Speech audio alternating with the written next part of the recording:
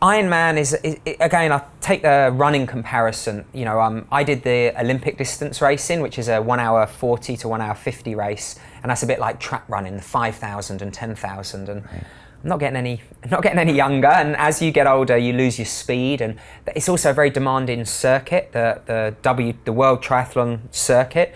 So you have to travel all the time and be there. Absolutely. I mean, okay. You know, the first race is normally in Australia, then you've got 2 in Japan. Then you maybe go to Canada, America, back to Europe, then Bermuda. You know that and then you got to go a week before, stay a few days after. Then you have training camps at high altitude, and it is very taxing. But it's more, you know. And now I've got to the stage where, as I got older, I was losing the speed. You know, so like running, you maybe go to half marathon and marathon. So then you go up to 70.3.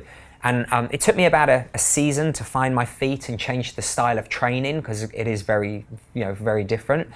And then you make the decision, do you want to do an Ironman? Because if you're doing an Ironman, it's feet first, it's all in. And I liked 70.3, and I said, well, in for a penny, in for a pound. So I did my first Ironman in 2014 in Mallorca.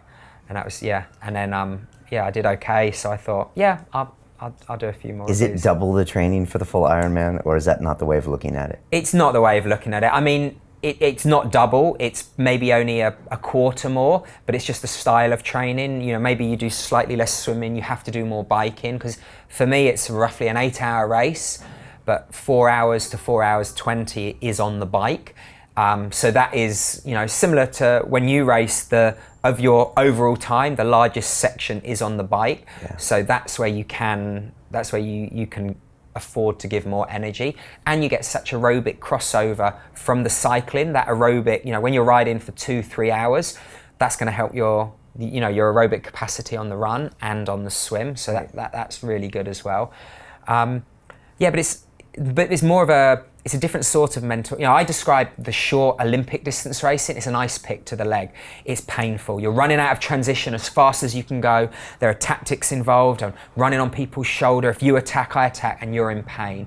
Well, Ironman is, you can't race like that for 8 hours. So it's like a toothache. It's just that dull ache. And who can sustain the most amount of toothache is often the winner. Who is the Ironman, the strongest, you know, athlete that can get to the line.